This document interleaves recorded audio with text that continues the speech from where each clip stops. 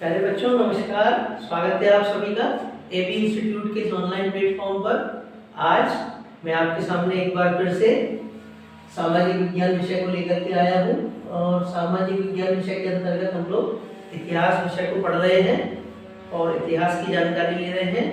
पहले की कक्षा में क्लास में हमने पढ़ा था अध्याय 1 के बारे में, इसका नाम था क्या, कब, क्यों और कैसे।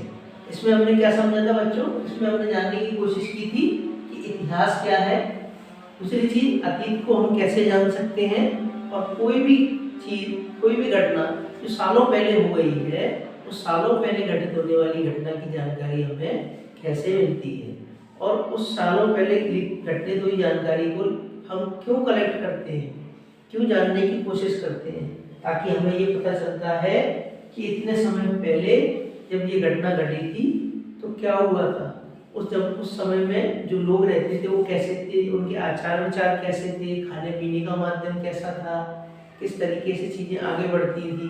ठीक है, बच्चा लोग जो थे उन बच्चा लोगों का खेलने कूदने का और जो मनोरंजन के साधन थे वो कौन कौन से थे।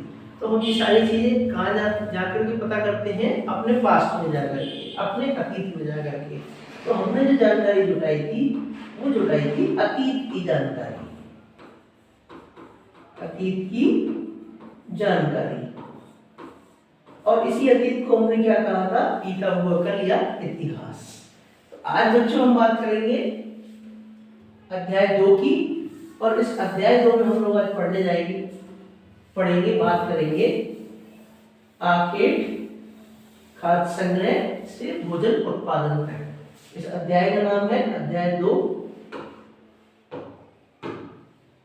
आखेट खाद्य संग्रह से भोजन उत्पादन तक। कल हमने चैप्टर में आपको जब पढ़ाया था, पहला पार्ट पढ़ाया था, तो मैंने आपको कुछ चीजें बताई थी बच्चों। थोड़ा सा एक बार उसको भी रिवाइज कर लेते हैं। देखिए, हमने कहा था अतीत को जानने की जो जानकारी है वो काय से हम लोगों को मिलती है?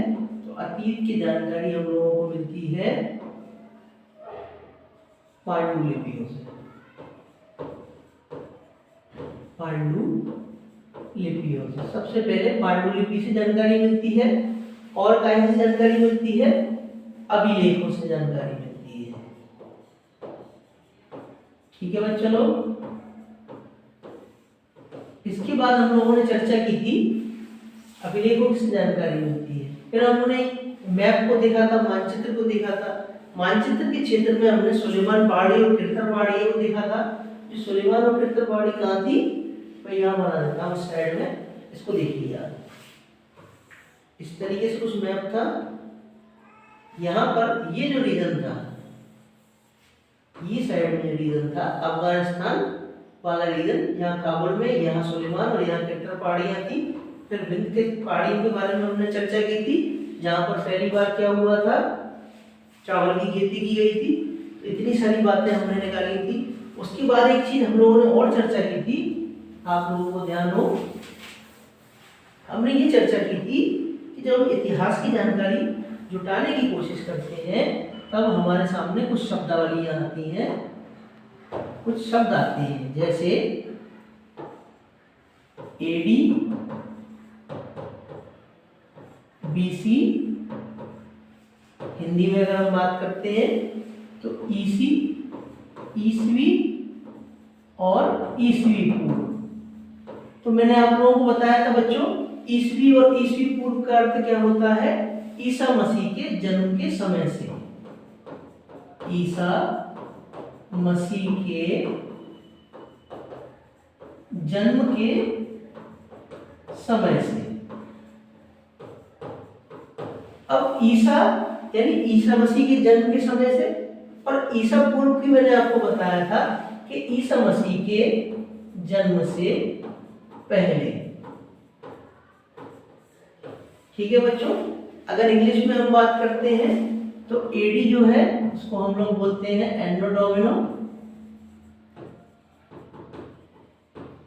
ठीक है, यानी कि ईसा के जन्म से पहले।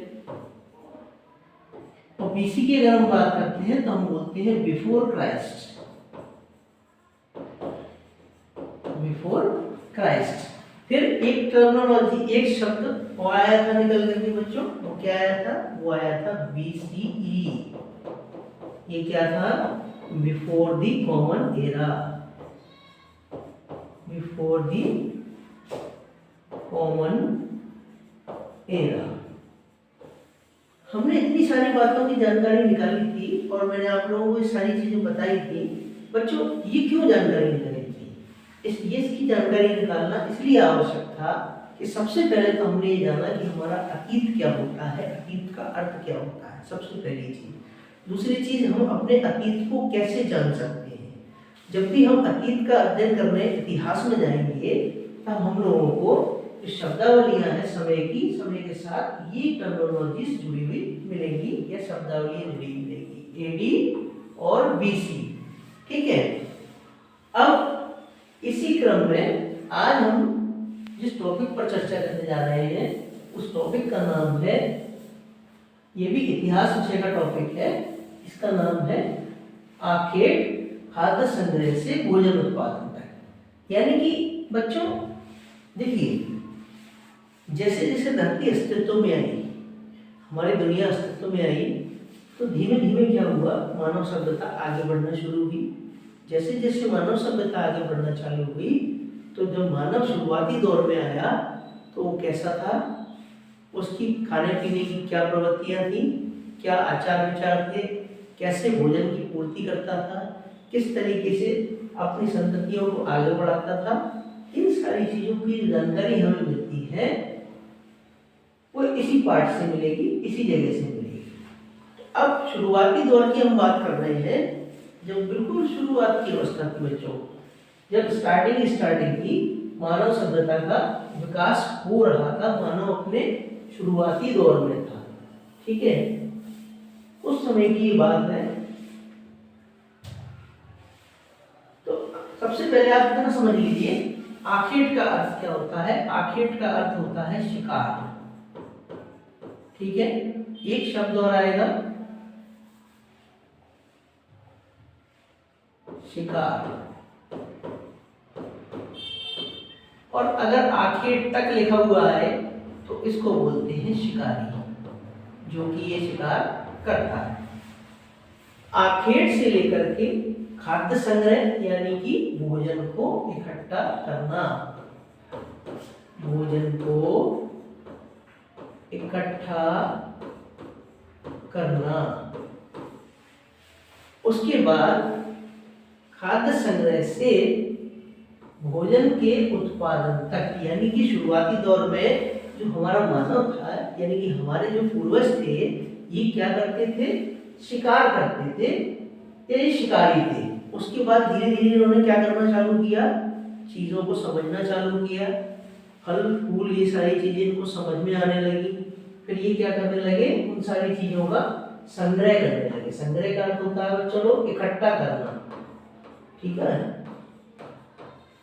फिर ये चीजों को इकट्ठा करने लगे, और जब ये धीरे धीरे चीजों को इकट्ठा करने लगे, उसके बाद जैसे जैसे इनके दिमाग का और विकास हुआ, इन्होंने चीजों को और समझना चालू किया, तो इन्होंने क्या करना चालू कर दिया, भोजन का उत्पादन। उत्पादन यानी कि होता है खुद से बनाना, उसको तैयार करना, खाना तैयार करना। आज हम देखते हैं जब भी हमें भूख लगती है तो घर में क्या होता है, हमारे घर में जो मम्मी है, चाची लोग हैं, दादी लोग हैं, वो लोग क्या करते हैं, खाना बनाते हैं। आपको भूख लगती है, आप कहते हैं क्या कहते हैं, मम्मी भूख लगी खाना खिला दीजिए। तो आज मम्मी को ये पता है कि खाना बनाना है, कैसे बनाना है, मार्केट में सब्जी लेके देने के लिए आपके पापा को बोलना है, पापा सब्जी लेकर के आएंगे, फिर वो सब्जी मम्मी घर में बनाएंगी। तो आज हमारा जो मानव है, हम लोग जो है, ये कहाँ है, उत्पादन की स्थिति में है, यानी कि भोजन को बनाने की स्थिति में खुद बना लेते हैं। अब हम बात कर रहे हैं सबसे पहले दौर की, जब हमारे पूर्वजों को भूख लगती थी तो वो क्या करते थे, शिकार करते थे। किसका शिकार करते थे, अगर नदियां बह रही हैं तो मछलियों का शिकार करते थे, छोटे मोटे जानवर हैं उनको मार करके, उनका शिकार करके उनका मांस खाते थे। खाने के बाद उनको एनर्जी मिलती थी, तो वो जो भोजन फिर निर्भरता थी उनकी, वो सारे अपने भोजन के लिए शिकार पर निर्भर हुआ करते करते थे, यानी कि आखेट पर निर्भर हुआ करते थे। ठीक है बच्चों, अभी आप इतना समझिए। अब शिकार कर लिया, शिकार करने के बाद सीधे खा लिया। अब मान लीजिए किसी जगह पे जहां वो रह रहे हैं, किसी जंगल में वो रह रहे हैं और सारे शिकार को मार के खा लिया। अब शिकार बचा नहीं है तो क्या करेंगे, फिर किसी दूसरे जंगल की तरफ चले जाएंगे। जब किसी दूसरे जंगल की तरफ चले जाएंगे तो वहाँ कुछ दूसरे तरीके के जानवर मिलेंगे, कुछ फल फूल भी मिले, कुछ फ्रूट मिले। ठीक है, जब वो मिले तो उनको पहली बार खा करके देखा, तो इन्हें बहुत अच्छा लगा, बहुत समझ में आया इनको। तो धीरे धीरे उन्होंने फिर ये समझना चालू किया कि अभी हम यहाँ थे, यहाँ से इतनी दूरी तय करके हम वहाँ पर पहुँचे दूसरी जगह पे, दूसरे जंगल में, वहाँ ये चीज़ मिलती है। तो धीरे धीरे जब सोचने समझने की ताकत बढ़ी तो बच्चा लोगों उन्होंने क्या किया, अलग अलग जगह से चीज़ों को इकट्ठा करना चालू कर दिया। मान लीजिए किसी जंगल में बहुत अच्छे फल लगे हुए तो वहाँ से उस फल को तोड़ करके ले आते थे। जब उन फलों को तोड़ करके लेके आते थे अपनी जगह पे, अपनी झोपड़ी में, अपने घर में कहीं इकट्ठा कर लेते थे, जंगल के आसपास इकट्ठा कर लेते थे जहाँ वो सोते थे। क्योंकि शुरुआती जो मानव था ये जंगलों में रहता था, आदि मानव की तरह। ठीक है, बिल्कुल जंगली जानवरों की तरह, जैसे जंगली जानवर आ रहते हैं कहीं पे भी सो जाते हैं जंगल में, कहीं पे भी बैठ जाते हैं, तो उसी तरह से। अब उसके बाद क्या हुआ बच्चों, उसके बाद ये हुआ कि जब धीरे धीरे आग का आविष्कार हुआ, औजार हथियारों का आपके मानव ने, अपने पूर्वजों ने जब आविष्कार कर लिया, तब उस परिस्थिति में क्या हुआ बच्चों, भोजन का उत्पादन करना हमारे पूर्वजों ने या मानव ने शुरू कर दिया। तो हमें इस पूरी यात्रा को समझना है, आखेट से लेकर के अंतिम रूप से भोजन उत्पादन तक, इस पूरी प्रक्रिया को हमें समझना है बच्चों। ठीक है, अब एक दिन क्या हुआ, इस कहानी को समझने के लिए एक पात्र है, एक किरदार है तुषार, जिनका नाम यहाँ पर लिया गया है। तो तुषार एक दिन जंगल में, एक दिन ट्रेन में बैठ करके यात्रा कर रहे थे और उनके चाचा जी भी उनके साथ थे। ट्रेन बहुत तेजी से सर पर दौड़ती चली जा रही थी।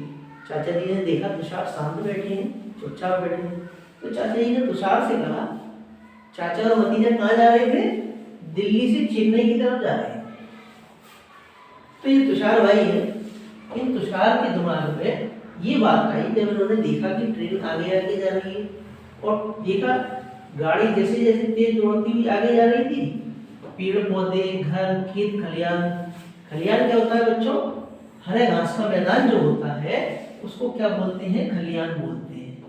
कोई भी हरा घास का मैदान होगा जहां बहुत ज्यादा हरियाली होगी, उस मैदान को क्या बोलते हैं, खलियान बोलते हैं। तो इन्होंने देखा कि खेत खलियान पीछे छूटते चले जा रहे हैं, ट्रेन आगे आगे जा रही है। तो जब इन्होंने इस चीज को देखा तो इनके दिमाग में क्वेश्चन आया, प्रश्न आया, दिमाग में एक सवाल आया। इन्होंने कहा, चाचा से बात कर रहे थे, सबसे पहले चाचा बोले। चाचा क्या बोले, चाचा ने उनके कंधे पे हाथ रखा और बोला, भाई तुषार, तुमको मालूम है कि आज से 150 साल पहले रेल से यात्रा शुरू करना शुरू किया था।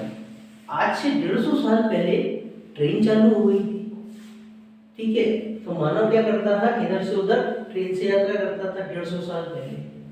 अब बस जो थी, यानी कि यातायात का दूसरा साधन, वो तो अभी अभी आई है, लेटेस्ट आई है, इसके कुछ टाइम बाद आई है।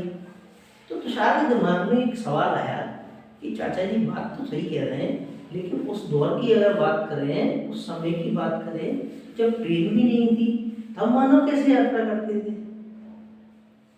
सवाल दिमाग में आया तुषार ने कहा कि जब लोगों के पास आने जाने के लिए तेज रफ्तार वाली सवारियां नहीं थी, सवारियों का मतलब होता है बच्चों जिसके ऊपर सवार होकर के, बैठ करके एक स्थान से दूसरे स्थान तक हम लोग जा पाते हैं। ठीक है, एक स्थान से दूसरे स्थान तक जाने का माध्यम। ठीक है बच्चों, तो जब ये साधन नहीं थे मौजूद तब उस परिस्थितियों में, उस स्थिति में जो लोग थे वो कैसे जाया करते थे। सवाल भी सही था, स्वाभाविक प्रश्न था, दिमाग में आना भी स्वाभाविक था। अब उन्होंने कहा क्या अपनी सारी जिंदगी वो एक ही जगह बिता देते थे? अगर साधन नहीं थे, जब साधन नहीं है तो कोई एक दूसरी जगह से दूसरी जगह नहीं जा पाएगा। मान के चलो अगर आपको यहाँ से अपने शहर से दिल्ली की तरफ जाना है और कोई सवारी ना मिले आपको, ना बस मिले ना ट्रेन मिले, तो आप वहाँ पहुँच ही नहीं पाओगे। तो तुषार के दिमाग में यही बात आई कि अगर तब साधन मौजूद नहीं थे, ट्रेन नहीं थी, बस नहीं थी, तो क्या लोग एक ही जगह पर अपनी पूरी जिंदगी बिता देते थे, घूमने फिरने नहीं जाते थे? अब उनके दिमाग में शुरुआत में सवाल आया। अब बच्चों इस सवाल के माध्यम से यहाँ क्या बताना चाह रहे हैं, यहाँ ये बताना चाह रहे हैं कि जो शुरुआती मानव था, आरंभिक मानव, यानी कि हमारा पूर्वज जो थे, इनको हम आदि मानव के नाम से भी जानते हैं। आदि मानव आप आगे की क्लास में जाकर के पढ़ेंगे। आदि मानव क्या होता है? जो जंगल में रहता था, शुरुआती मानव, जो कपड़े की जगह पत्ते की छाल लपेटा करता था, नंगा रहता था, खाने पीने के लिए जंगली घास फूस पत्तियों को खा करके अपना जीवन बिताता था, उसे आदि मानव कहते थे। तो पुराने समय का मानव या आरंभिक मानव वो इधर उधर घूमते थे। तो क्यों घूमते थे? आखिर वे इधर उधर क्यों घूमा करते थे? देखिए बच्चों, मानव सभ्यता का जब विकास हुआ, यानी कि जब इंसान का, हमारे पूर्वजों का विकास हुआ, तो धीमे धीमे उन्होंने चीज़ों को समझना शुरू करा। यहाँ से वहाँ यात्राएं करना चालू किया। जब यहाँ से वहाँ यात्राएं चालू करना शुरू किया, चीज़ों को समझना चालू किया, तब उनको कई चीज़ों के बारे में समझ आई। ठीक है, और भौगोलिक परिस्थितियाँ, यानी कि अपने आसपास के वातावरण को भी उन्होंने समझा कि इस इलाके में ज़्यादा गर्मी पड़ रही है तो यहाँ कितने टाइम तक रुकना ठीक है, यहाँ पर ज़्यादा सर्दी पड़ रही है तो इस इलाके में कितना टाइम रुकना ज़रूरी है। जब ये सब चीज़ों की, यहाँ ये खाने के लिए चीज़ें अच्छी मिल रही हैं तो इतने समय यहाँ रुकना है, या इतने टाइम में यहाँ आना है, दूसरी जगह जाना है तो कितने टाइम में जाना है, ये सारी जानकारी जब उसको समझ में आने लगी, तब उसने इधर उधर यात्राएं करना चालू किया। यानी कि सबसे पहले एक जंगल से दूसरे जंगल की तरफ जाना चालू किया। चूंकि आदिम जो मानव था या आरंभिक मानव था, ये सामान्य रूप से जंगलों में ही रहता था। ठीक है बच्चों, चलिए अब ये आरंभिक मानव कौन है जिनके बारे में हम चर्चा करेंगे। ये आरंभिक मानव वो मानव है जो इस उपमहाद्वीप में 20 लाख साल पहले रहा करते थे। 20 साल पहले, 20 लाख साल पहले कौन रहा करते थे? वो रहा करते थे जो हमारे पूर्वज थे। ठीक है, अब आपको एक चीज और मैं जानकारी की बताता हूँ बच्चों, थोड़ा सा इसको आप नोट कर लीजिएगा या समझ लीजिएगा, बड़ी रोचक जानकारी है कि हमारा जो विकास हुआ है मनुष्य का, किससे हुआ है? बंदर से विकास हुआ है। ठीक है, बंदर से डेवलपमेंट होते होते और विकास होते होते कपी बना, और अंतिम रूप से जाकर के क्या बन गया? आदमी बन गया। ठीक है,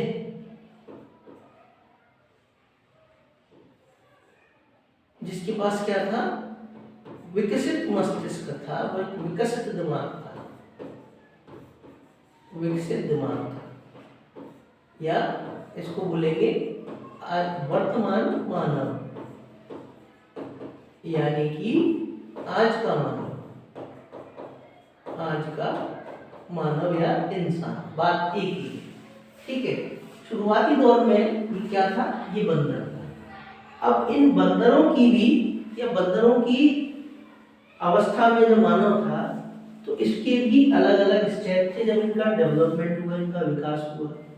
तो बंदर से जब विकास हुआ तो बात किसकी की जा रही है यहाँ? 20 लाख साल पहले उस बंदर की बात की जा रही है, उस मनुष्य की बात की जा रही है जो बंदरों के फॉर्म में या बंदरों के रूप में रहता था इस उपमहाद्वीप पर।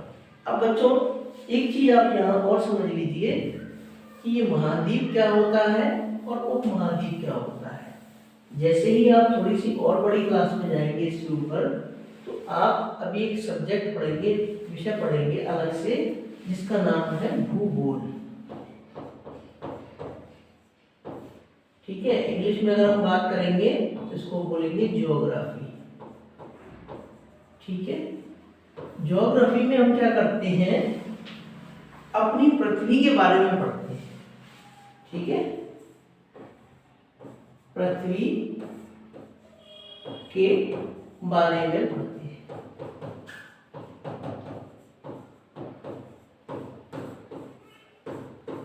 यानी कि पृथ्वी पर जितनी भी चीजें आपको दिख रही हैं, हमारे आसपास जितनी भी चीजें दिख रही हैं, पेड़ पौधे, पहाड़, पर्वत, नदियां, ज्वालामुखी, ये सारी चीजें जो दिख रही हैं, नदियां दिख रही हैं, समुद्र दिख रहे हैं, समुद्रों में उठती हुई लहरें दिख रही हैं, सुनामियां दिख रही हैं, ठीक है, ज्वार भाटे दिख रहे हैं, ये सारी चीजें कहाँ पढ़ने को मिलेंगी?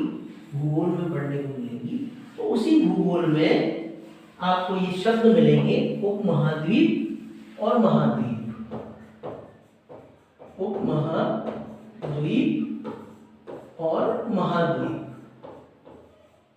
ठीक है, अब थोड़ा सा समझ लीजिए बच्चों, ये महाद्वीप क्या होता है और उपमहाद्वीप क्या होता है। सबसे पहले बात करते हैं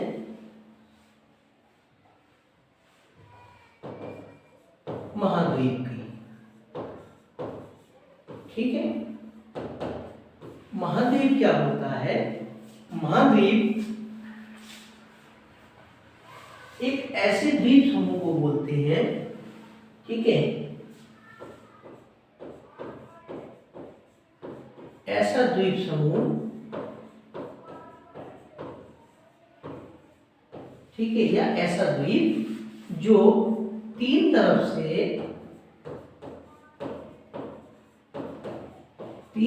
से पानी से घिरा होता है, घिरा होता है। अच्छा, अब घिरा तो होता है, लेकिन ये जो भूभाग होता है, भू यानी कि जमीन, तो ये जमीन का जो भाग होता है ये बहुत बड़ा होता है, बहुत विशाल होता है। ठीक है ना, भूभाग बहुत बड़ा होता है।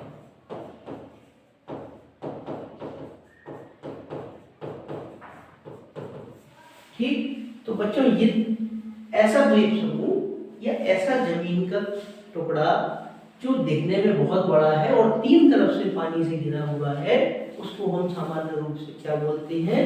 महाद्वीप बोलते हैं। ठीक है बच्चों, अब बात करते हैं उपमहाद्वीप की कि उपमहाद्वीप क्या होता है।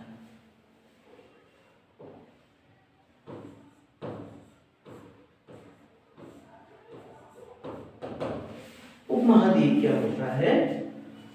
तो ऐसे जैसे मैंने आपको बताया कि भूमि का एक बड़ा भाग, इसको भी हम महाद्वीप बोलते हैं, तीन तरफ से पानी से घिरा है, उसी महाद्वीप का एक ऐसा भाग, उसी महाद्वीप का ऐसा भाग, कैसा भाग? जो बड़ा है, ठीक है, या हम उसको यूं कह लें कि एक ऐसा बड़ा भूभाग है, ठीक है, धरती का भाग है इसी उपमहाद्वीप का, ठीक, जो भी क्या है, ये भी तीन तरफ से पानी से घिरा हुआ होता है।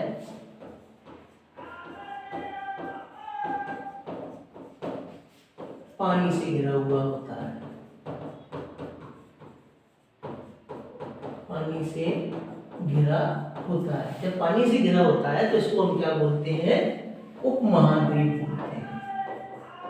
ठीक है बच्चों, अब जैसे हमारा भारत है, हम अपनी कंट्री की बात करें, अपने देश की बात करें, तो बच्चों हमारी जो कंट्री है, हमारा जो देश है भारत, ये कैसा है?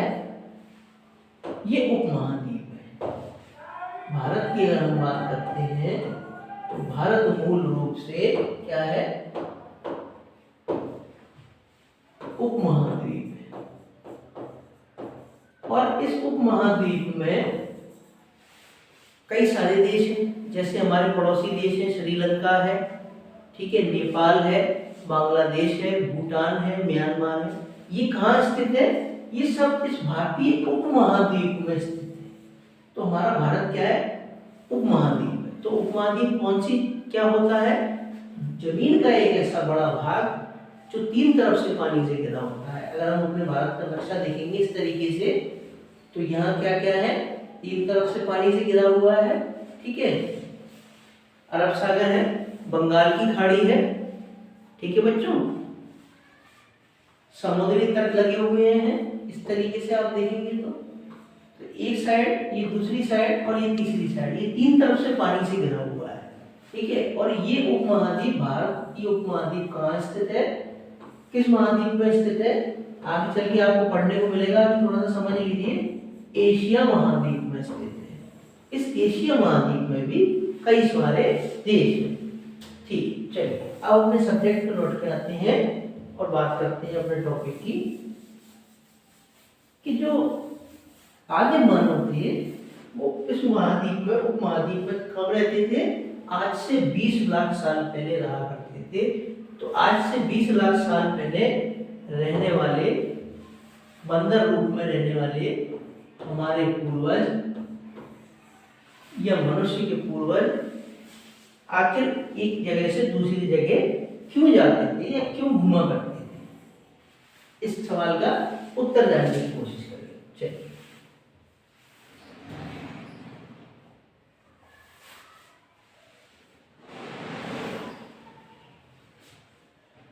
देखिए बच्चों, हम किन लोगों के बारे में बात कर रहे हैं? आरंभिक मानवों के बारे में बात कर रहे हैं। और क्या बात कर रहे हैं? ये पूछ रहे हैं कि आखिर लोग इधर उधर क्यों घूमते थे? देखो भाई बच्चों, सीधी सी बात है, जो उस समय का मनुष्य था उसका दिमाग इतना विकसित नहीं था जितना आज हम लोगों का दिमाग विकसित है। आज हम अच्छी चीज़ भी सोच लेते हैं, बुरी चीज़ भी सोच लेते हैं। हमें ये चीज़ भी समझ में आती है कि हमें खाना खाना है तो हमें आटा गूंदना पड़ेगा, खाने के लिए बोलना पड़ेगा, बाजार से सब्जी लानी पड़ेगी। उस समय का जो मनुष्य था वो कैसा था? बंदरों के रूप में था, ठीक है। तो इसको ये नहीं पता था,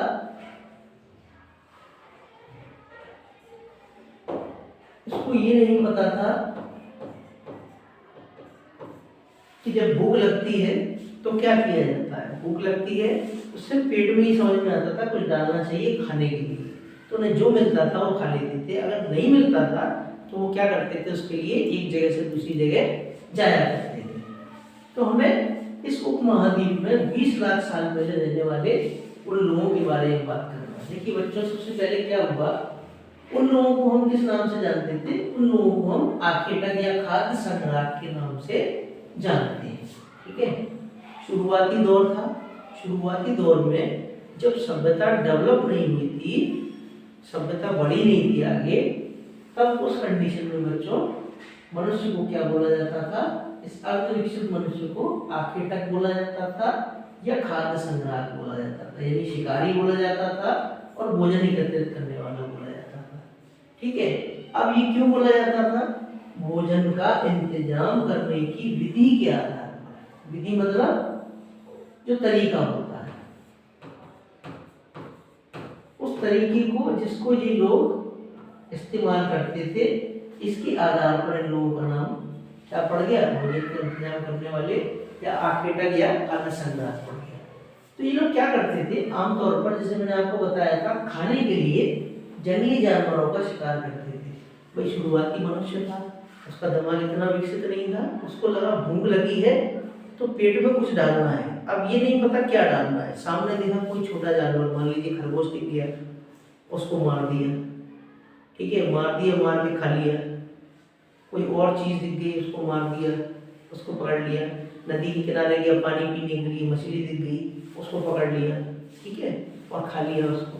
तो इसीलिए क्या होता था, जब एक जगह पर खाना खाने के बाद एक जगह पर भोजन खत्म हो जाता था या उसकी संख्या कम हो जाती थी, तो ये लोग क्या करते थे, एक जगह से, एक जंगल से दूसरे जंगल की तरफ बढ़ जाते थे या चले जाते थे। जब ये ऐसा करते थे तो ऐसा करने के बाद इनको भोजन दूसरी जगह आसानी से मिल जाता था। कुछ समय वहाँ रुकते थे, जब तक इनका मन लगता था रुके, और जब इनको लगा यहाँ रुकने में ठीक नहीं है तो वापस आ जाते थे लौट करके अपनी पहली जगह या किसी तीसरी जगह पे पलायन करते थे, यानी कि चले जाते थे। अब बच्चों लोग क्या हुआ, जानवरों का शिकार करते थे, मछलियों को पकड़ते थे और चिड़ियों को पकड़ते थे। अब जब शिकार करते थे पहले मांसाहारी, तो फिर इन लोगों ने क्या किया, कहीं पेड़ देखे, पेड़ों पर फूल लगे देखे, फल लगे देखे, तो इन्होंने एक आध बार उस फल को खाया।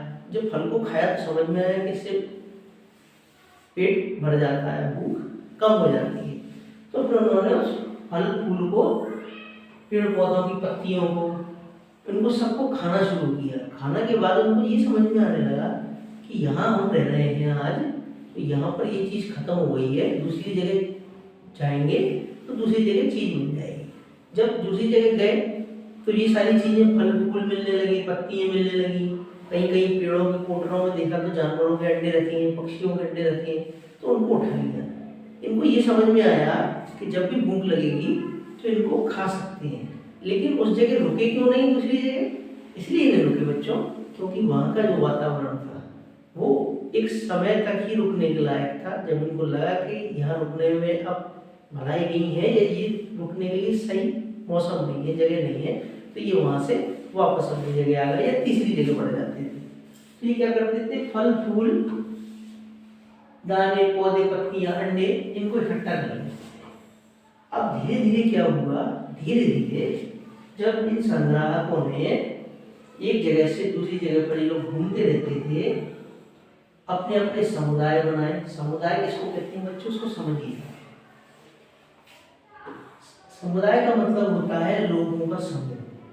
मान लीजिए जैसे आज की डेट में हम लोग हैं, हम लोग विद्यार्थी हैं, स्टूडेंट हैं हम लोग, आप स्कूल में जाते हैं, तो जैसे आपके स्कूल में आपकी क्लास के सेक्शन में बच्चे हैं, मान लीजिए 20 बच्चे हैं बच्चों, और किसी दूसरे स्कूल के उसी क्लास के सेक्शन में 20 बच्चे और हैं दोस्तों, तो बच्चों लोग ये क्या हो गया, समुदाय हो गया। यानी ऐसा समूह, समान समूह, जिनकी कार्यकलाप कैसे होते हैं, समान होते हैं, उसे हम क्या कहते हैं, एक जैसे होते हैं, समुदाय कहते हैं।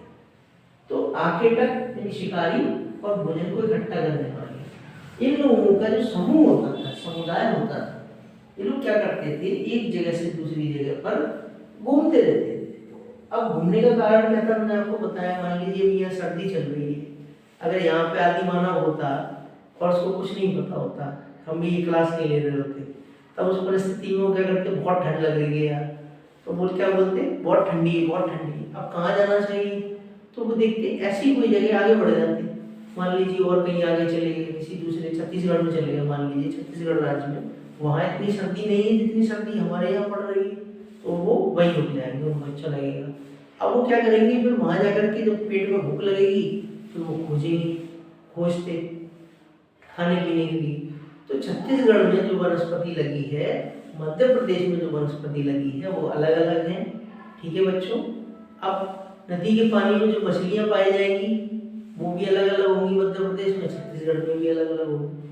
तो उन्होंने जब नई नई चीज़ों को देखा तो उन्होंने कहा यार इससे पेट भर जाता है, उसको साथ में बांध लो, इकट्ठा कर लो और फिर आगे बढ़ जाओ। तो इस तरीके से ये जो समुदाय था, ये जो लोगों का ग्रुप था, समूह था, ये एक दूसरी जगह से दूसरी जगह घुमा करता था। अब इसका कारण क्या था, पहला कारण ये था कि अगर वो एक ही जगह पर ज़्यादा दिनों तक रहते तो आसपास की, जैसे मैंने आपको बताया बच्चों, आसपास के पौधों, फलों और जानवरों को खाकर क्या कर देते थे, समाप्त कर देते थे। अब जब कोई चीज समाप्त हो जाएगी, मान लीजिए अपने घर पे आपके पापा 1 किलो मिठाई लेकर के आए हैं और आपने उस मिठाई को 1 किलो खत्म कर दिया, तो वो चीज़ क्या हो जाएगी, मिठाई क्या हो जाएगी, खत्म हो जाएगी। तो तो अब उस मिठाई को दोबारा खाना है तो कहाँ जाना पड़ेगा, किसी दूसरे हलवाई के पास जाना पड़ेगा। ऐसे ही इन लोगों के साथ होता था। तो ये उस जगह की संपत्ति को, फल फूलों को, प्राकृतिक संपत्ति को, पौधे फल या आसपास के जंगली जानवर थे, इनको खा के खत्म कर देते थे। ठीक है, जब खत्म कर दिया तो अब दूसरी जगह जाना ही जाना पड़ेगा, इसलिए भोजन की तलाश में इन्हें दूसरी जगहों पर क्या होता था, जाना पड़ता था। ठीक है बच्चों,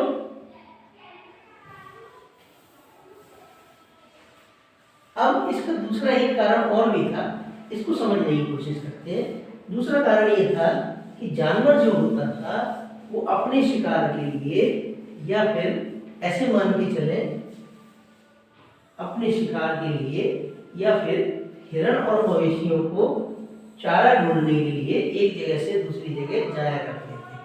अब जैसे जैसे उसने एक स्थान से दूसरे स्थान पर जाना चालू करा, थोड़ा सा डेवलप हुआ, ठीक है, मनुष्य का मस्तिष्क डेवलप हुआ। अब उसने क्या करा, जब खाना इकट्ठा करना चालू कर दिया तो उसने क्या कर दिया, जानवरों को पालना भी शुरू कर दिया।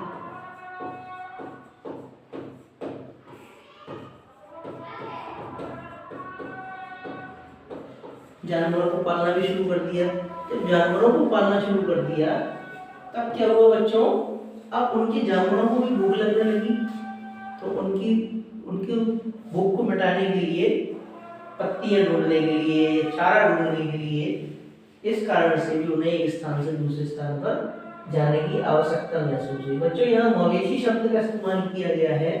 मवेशी का अर्थ होता है पालतू जानवरों से।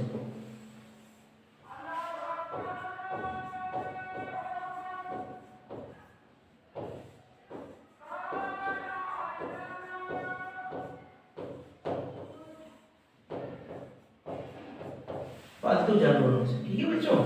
तो इन जानवरों को भोजन की तलाश में ये इधर उधर से जाया करते थे। अब जब ये जानवर इनके साथ थे, इनके मवेशी थे, इनको ये पालते थे, पालतू पशु थे, तो इन पे भी हमला करने वाले दूसरे जानवर मौजूद हो गए थे। जब वो मौजूद होते थे तो इन जानवरों का शिकार करने वाले लोगों से भी इनके पीछे पीछे जाया करते थे या जाया करते होंगे।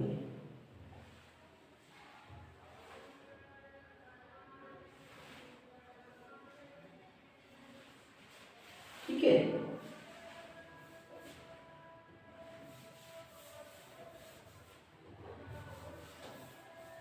अब क्या था बच्चों, कुछ ऐसी चीजें थी, कुछ ऐसी बातें थी, जैसे कि मान के चलिए एक स्थान से दूसरे स्थान पर तो जाते ही थे चारे के लिए और उसके लिए। अब मान लीजिए जिन जानवरों को ये मार करके खाते थे वो जानवर, उनको भी तो चारा चाहिए। वो अगर एक जगह चारा खत्म हो जाएगा तो वो दूसरी जगह चले जाएंगे। अब इन्होंने जिन जानवरों को मार के खा लिया है उन्हीं जानवरों को खाने के लिए दोबारा मन करेगा, तो जब वो नहीं दिखेंगे आसपास तो उनको ढूंढने जाएंगे दूसरी जगह। तो जब दूसरी जगह जाएंगे तो कोई दूसरे जानवर दिखेंगे। तो ये कारण भी एक था कि जो शिकार है वो शिकार दूसरी जगह चला जाता था। इस कारण से भी ये लोग क्या करते थे, इनके पीछे पीछे दूसरी जगह जाया करते थे। ठीक है, चलिए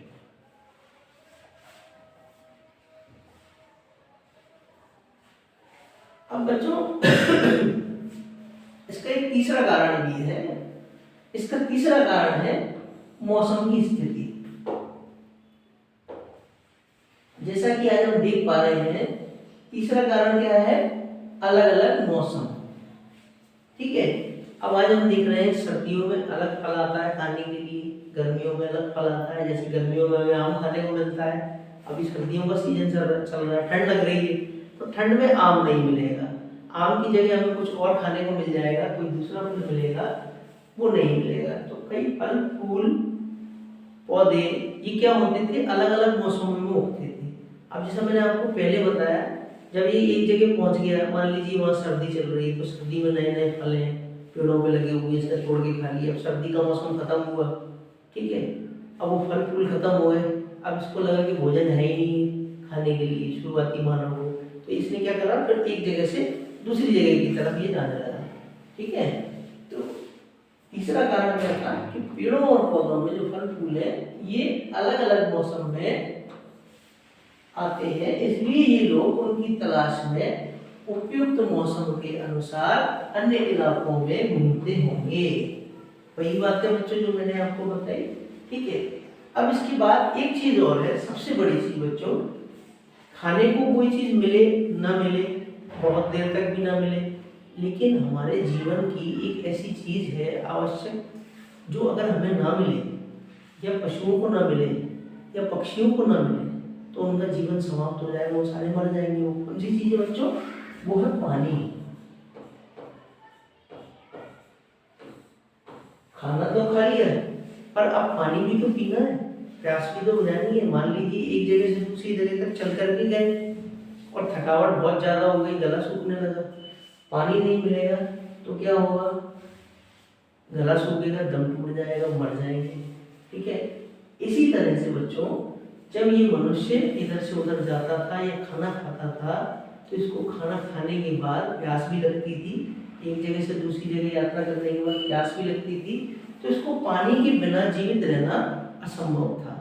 इसको भी असंभव था, आदिम मानव को भी या प्रारंभिक मानव को भी, साथ ही साथ जिन पेड़ पौधों को या जिन पशुओं को ये शिकार करके खाता था या जिनके शिकार को करके इकट्ठा करता था जिनका भोजन के रूप में, वो चीजें भी पानी पर ही निर्भर थी पूरी तरह से।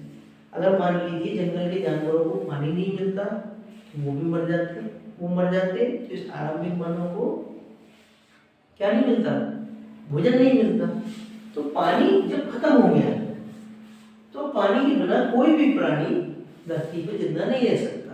तो इसलिए एक जगह अगर पानी का स्रोत कुआं है, नदी है, ये सूख गई तो एक दूसरी जगह जाते थे देखने के लिए कि शायद दूसरी जगह पानी मिल जाए। तो शायद एक कारण, जो चौथा कारण है, वो ये भी है कि पानी के बिना किसी भी प्राणी या पेड़ पौधे का जीवित रहना संभव नहीं होता। और जब पानी झीलों, झरनों और नदियों में कहाँ मिलता है? झीलों, झरनों और नदियों में मिलता है। अब ये पानी मान लीजिए नदियों पानी कभी नहीं सूखता है, ठीक है, लेकिन कुछ झीलें ऐसी होती हैं और कुछ नदियां ऐसी होती हैं जो सिर्फ बारिश के पानी के बाद ही चलती हैं, चालू हो पाती हैं। बाकी समय वो कैसी रहती हैं? सूखी हुई रहती हैं या सूख जाती हैं। अब इन परिस्थितियों में क्या होगा बच्चों? इसके आसपास कोई वनस्पति नहीं जनरेट होगी, उत्पन्न ही नहीं होगी। जब पानी नहीं लगेगा तो पौधे ही नहीं ऊपर आएंगे, पौधे नहीं आएंगे तो वनस्पति नहीं बनेगी, वनस्पति नहीं बनेगी तो उन्हें खाने के लिए जानवर नहीं आएगा। जब जानवर नहीं आएगा तो मानव उनका शिकार करके या उन पेड़ पौधों से फलों को कैसे तोड़ पाएगा? इसीलिए ये क्या करते थे, ऐसी झीलों और नदियों के किनारे बसे लोगों को सूखे मौसम में पानी की तलाश में इधर से उधर जाना पड़ता हो, ठीक है। मान लीजिए झील और नदियां सूख गई तो अब दूसरी जगह तो जाना ही पड़ेगा, पानी के बिना तो जीवित नहीं रह सकते ना, इसीलिए। अब बच्चों इसके बाद अगला टॉपिक है, अगला बिंदु है जिसके बारे में हमें चर्चा करनी है कि आरंभिक मानव के बारे में जानकारी कैसे मिलती है, ठीक है। अब इसमें एक छोटी सी बात को आप समझ लें बच्चों, इसमें एक शब्द आ रहा है यहाँ पर, पुरातत्वविद, ठीक है। ये बहुत इंपॉर्टेंट है, आप इसको समझ के चलिए। पुरातत्वविद, ठीक है बच्चों, ठीक। और पुरातात्विक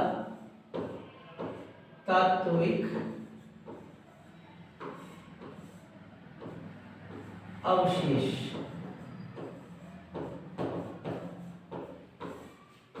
इन दो चीजों को बहुत गौर से आप समझिएगा।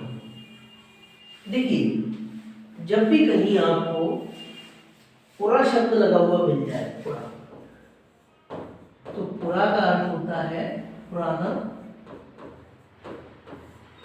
या प्राचीन, ठीक है। अगर इंग्लिश में मैं बोलूं तो ओल्ड,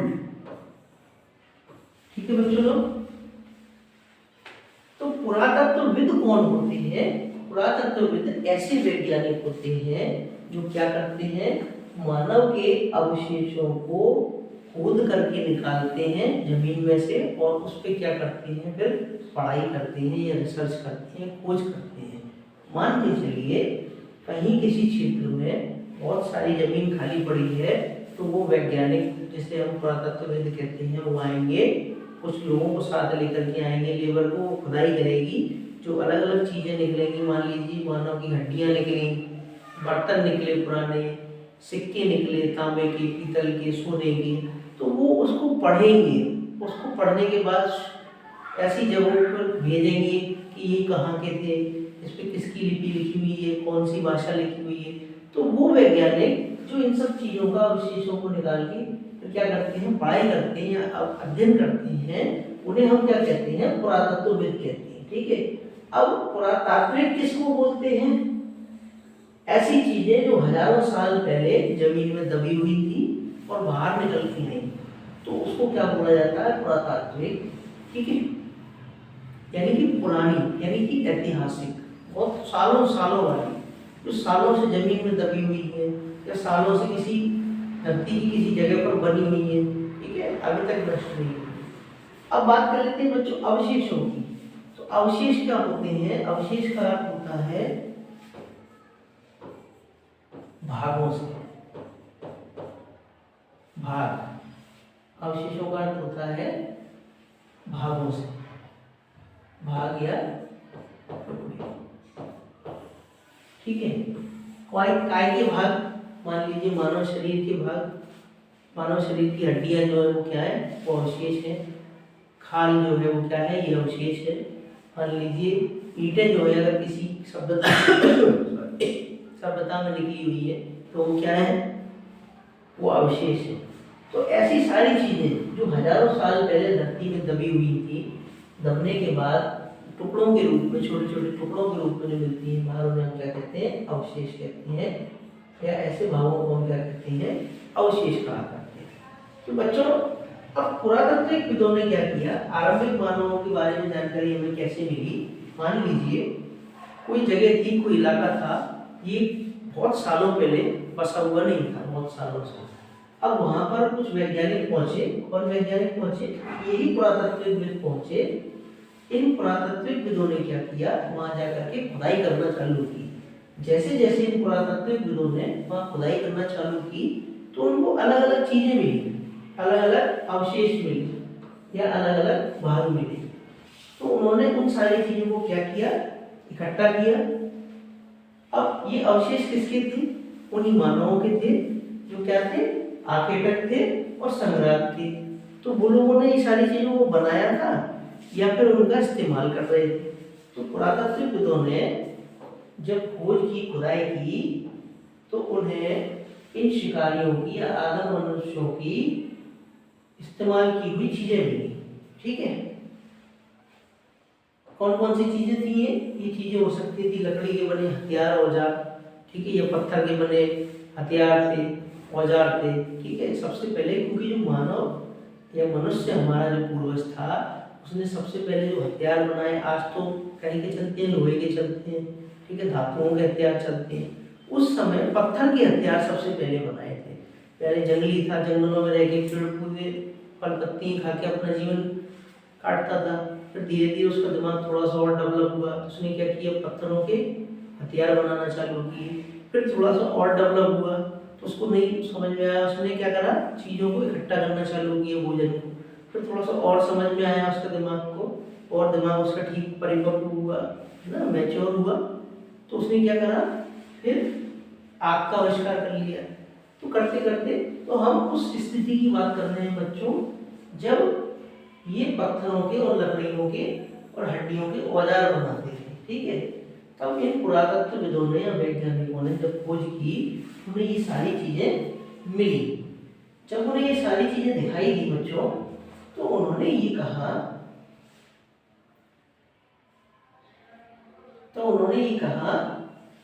कि उन चीजों के आधार पर उन्होंने ये कहा कि अरे ये तो उस सभ्यता में रहने वाला, आज से सालों पहले जो लोग यहाँ रहते थे वो इसका इस्तेमाल करते थे। तो उन्होंने उस पर क्या करा, पढ़ाई की, खोज की, रिसर्च की काफ़ी सारी। जब उन्होंने रिसर्च की तब उन्होंने बताया कि ये जो सारी चीज़ें हैं ये आरंभिक मानव की चीज़ें हैं। आरंभिक मानव ही क्या करता था, इसका इस्तेमाल करता था। ठीक है बच्चों। तो पुरातत्वविदों को क्या मिला, पुरातत्वविदों को ऐसी वस्तुएं मिली जिनको बनाया किसने था, उपयोग किसने किया था, आखेटक खाद्य संग्राहकों ने किया था। ठीक है। अब ये लोग जो थे, ये क्या संभव था कि इन लोगों ने अपने काम के लिए पत्थरों को, लकड़ियों को, हड्डियों के औजारों को बनाया। ठीक है। तो जब क्या हुआ, खुदाई की, तो खुदाई में सारी चीजें निकली। तो उनमें से कुछ चीजें, कुछ पत्थर और कुछ औजार, ये जो पुरातत्वविद है, इन पुरातत्वविदों ने इन पत्थरों को और औजारों को क्या करा, सुरक्षित करके रख लिया। अब सुरक्षित कैसे करते हैं बच्चों, केमिकल लगा करके करते हैं। रासायनिक ऐसी चीजें आती हैं जिनका लेप करके उन चीजों पर सालों साल के लिए उनको सुरक्षित रखा जा सकता है। तो इन्होंने उसको सुरक्षित कर लिया, जो आज भी बची हुई है। अब इनमें से कुछ ऐसी चीजें थी जिसे मान के चलिए औजार थे, तो उन औजारों का उपयोग किसके लिए किया, फल फूलों को काटने के लिए, हड्डियों और मांस को काटने के लिए, क्योंकि तब तक आग का आविष्कार नहीं किया था मनुष्य। ठीक है। पेड़ों की छाल और जानवरों की खाल उतारने के लिए किया। ठीक। अब कुछ के साथ क्या किया, हड्डियों या लकड़ियों के मुट्ठे लगाकर क्या बनाए, भाले बना लिए। मतलब मनुष्य का दिमाग विकसित होते होते इतना आ गया था, इतना हो गया था कि उन्होंने उन हथियारों को, उन पत्थर के औजारों से हथियार बना लिए। उनमें लकड़ी के मुट्ठे फंसा करके, मुट्ठा होता है पीछे का डंडल या हैंडल। जैसे अगर मैं आपको इस तरीके से बताऊं, मान के चलिए ये कुल्हाड़ी है, अगर इसको कि हम ऐसे, तो इसके पीछे ये जो हैंडल लगा रहता है, इस हैंडल को हम क्या बोलते हैं, मुट्ठा। ठीक है। इसको मुट्ठा बोला जाता है, लकड़ी का जो हैंडल होता है। उसने लकड़ी को फंसा के क्या बनाया, भाले बना लिए, बाण बना लिए। ठीक है। और ये इन बाणों को, हथियारों का इस्तेमाल काहे में किया, अपनी सुरक्षा के लिए किया। मान लीजिए किसी जंगल में है, किसी जंगली जानवर ने हमला कर दिया, तो उसका शिकार करने के लिए, उससे अपना बचाव करने के लिए हैंडल को पकड़ लेगा मुट्ठे के और क्या करेगा, पीछे से जानवर के पेट में भोंक देगा। तो उस चीज को ये लोग इस्तेमाल करते थे। अब कुछ औजारों से क्या, लकड़ियां भी काटी जाती थी। ठीक है। अब थोड़ा थोड़ा और डेवलप हुआ। जब आग का आविष्कार कर लिया, तब उसने कहा खाना कच्चा नहीं खाएंगे, खाने को पकाकर खाएंगे। तो अब पकाने के लिए क्या चाहिए, ईंधन चाहिए। ईंधन यानी कि कुछ ऐसी सामग्री जिससे आग जल जाए। तो लकड़ी थी, आग जलती। तो लकड़ियों को पेड़ों से काटने के लिए क्या किया, इन हथियारों का इस्तेमाल किया, इन औजारों को बनाया। कुछ औजारों को बनाया जिनसे लकड़ियों को काटा जाता था। ठीक है। उपयोग ईंधन के साथ। अब इसके इन लकड़ियों का उपयोग कहाँ करते थे, जैसा मैंने आपको बताया, ईंधन के रूप में करते थे। फिर इसने क्या करा, इसको जब ये महसूस होने लगा कि यार मौसम बदलता है, कभी सर्दी आती है, कभी गर्मी आती है, तो अपन कभी बारिश भी होने लगती है, तो अपन जंगल में खुले में नहीं रह सकते। उसके लिए घर बनाया जाए, झोपड़ी बनाई जाए। तो उस घर या झोपड़ी को बनाने के लिए और औजारों को बनाने के लिए क्या किया, इन सारी चीजों का इस्तेमाल किया। बच्चों, आप टेक्स्ट की कॉपी में, जब आप अपनी किताब में देखेंगे टेक्स्ट बुक में, तो आपको इसकी इमेजेस दिखाई देंगी कि किस तरीके के हथियार थे जो आरंभिक मानव या आदिम मानव इस्तेमाल करता आया अपने प्रारंभिक समय से, यानी कि शुरुआती दौर से। और धीरे धीरे धीरे धीरे जब तक आग का आविष्कार उसने कर लिया, उस परिस्थिति तक कैसे कैसे उसने उन्हें आगे जाके डेवलप किया या उन हथियारों को बड़ा किया। चलिए, अब हमारे सामने ये मैप है बच्चों। इस मैप को हम देखेंगे। इसमें आपको तीन चार चीजें दिखाई दे रही होंगी। सबसे पहले इनको समझ के चलिए।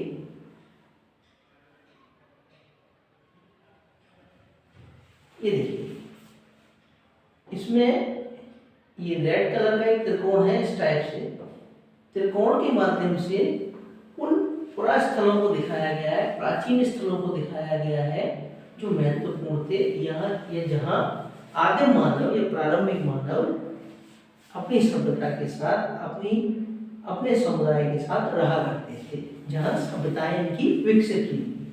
तो देखिए पहला जो क्रॉस है, ये क्रॉस बताएगा किसके बारे में, पुरा पाषाणिक पुरा स्थल के बारे में। उसके बाद एक ही आयत है, ये आयत क्या बताएगा, नव पाषाणिक पुरा स्थलों के बारे में बताएगा। इसके बाद ये एक गोला है अंडाकार, ये क्या बताएगा, महापाषाणिक पुरा स्थलों के बारे में।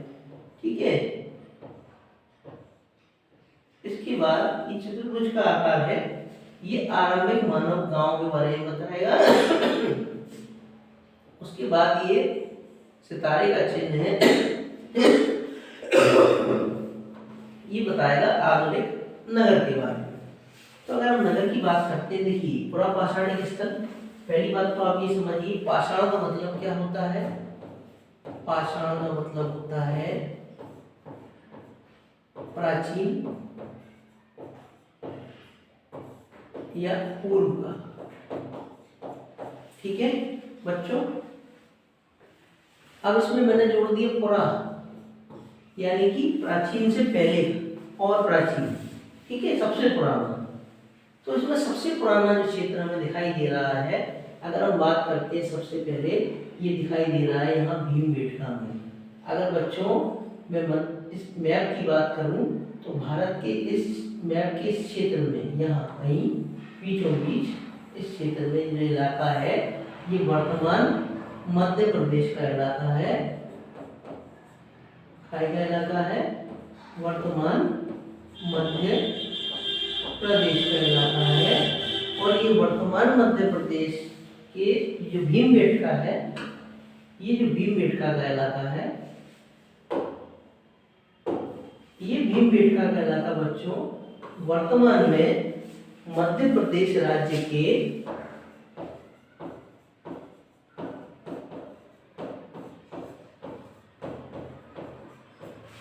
रायसेन जिले में स्थित है। रायसेन जिले में स्थित है। ये क्या है, ये गुफाएं हैं भीमबेटका की, जहां पर क्या की गई है, आदिम मानव ने चित्रकारी की है। चित्रकारी, इसको भी हम क्या बोलते हैं, भित्ति चित्रकारी। ठीक है, एक तो होती है चित्रकारी, एक होती है भित्ति चित्रकारी।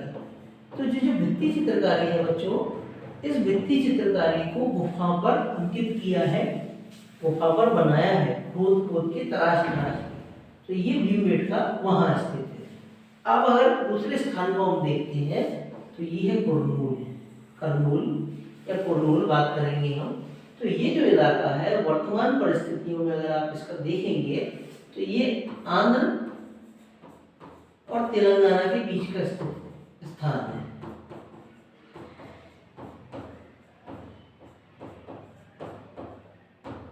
ठीक है बच्चों, ठीक है। उसके बाद अगली है, वो है होसंगी, जो ये तमिलनाडु के आसपास का इलाका है।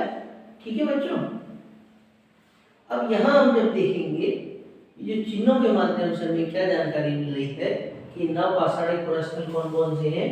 आगे की क्लासों में या कक्षाओं में जब आप बढ़ेंगे आगे तो आपको सभ्यताओं के बारे में पढ़ने को मिलेगा। तो ये मेहरगढ़ है, ठीक है, ये सिंधु घाटी सभ्यता का इलाका है। सिंधु घाटी की सभ्यता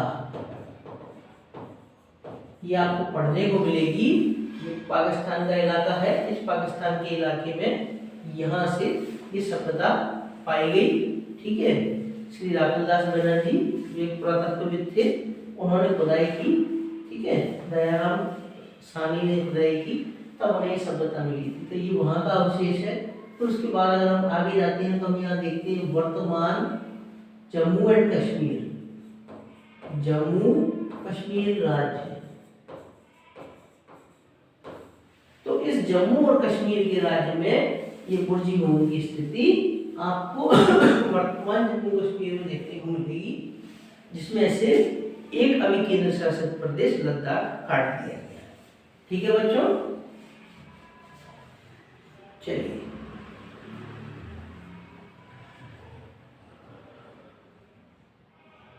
ये अब देखिए बच्चों, जो मैं आपसे बात कर रहा था अभी भीमबेटका के बारे में, ये भीमबेटका जो है ये आधुनिक मध्य प्रदेश में स्थित है। ठीक है, इस पे क्या है, गुफाओं में ये पूरा स्थल कहाँ मिलता है, गुफाओं कंदराएं मिली है यहाँ पर। ठीक है, तो इन गुफाओं कंदराओं में मानव कहाँ कब रहते थे, इन गुफाओं में रहते थे, क्योंकि यहाँ उन्हें बारिश, धूप और हवाओं से राहत मिलती थी। शुरुआत में जब ये समझ में नहीं आया कि घर कैसे बनाया जाता है, झोपड़ी कैसे बनाई जाती है, तो उन्होंने देखा चारों तरफ से कवर एक जगह है, एक सुरंग जैसी है, इसमें ही रह लिया जाए, कोई दिक्कत नहीं है, आराम से। तो ये वहाँ रहने लगे। अब ये कहाँ स्थित है, बेसिकली अगर हम बात करेंगे नर्मदा घाटी के पास है। जब आप मध्य प्रदेश की मैप को यहाँ से देखेंगे, इस तरीके से कुछ मध्य प्रदेश का मैप जाता है व्यू उस तरीके से, तो ये बीचों बीच भोपाल के पास रायसेन जिला पड़ता है। उस रायसेन जिले में बच्चों ये नर्मदा घाटी, ये पूरी जो घाटी का क्षेत्र है इसको नर्मदा घाटी कहते हैं, क्योंकि नर्मदा नदी का प्रवाह यहाँ पर मिलता है। ठीक है, तो ये नर्मदा घाटी के पास स्थित है। अब इन पूरा स्थल में या इन गुफाओं में क्या मिली है, ये चित्रकारी मिली है, जिसे कि हम भित्ति चित्रकारी या शैल चित्रकारी के नाम से भी जानते हैं। ठीक है, कुछ इस तरीके के चित्र होते थे। ठीक, अब उन्होंने क्या किया, इस चित्र के माध्यम से ये बताया कि इनकी शिकार करने की जो स्थिति होती थी वो कैसी होती थी, उसको उन्होंने चित्रकारी के रूप में उकेर के यह दिखा दिया है। ठीक है बच्चों, चलिए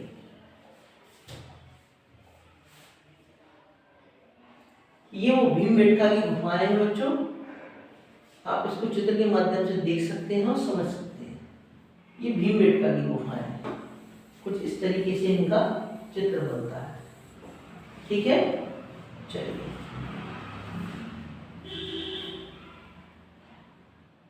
अब बात कर लेते हैं शब्दावलियों की बच्चों। पुरा स्थल किसको कहते हैं, पुरा स्थल, पुरा का अर्थ जैसे मैंने आपको बताया था, पुरा का अर्थ होता है बच्चों पुरा स्थल, पुरा का अर्थ होता है पुराना। ठीक है, और स्थल मतलब जगह।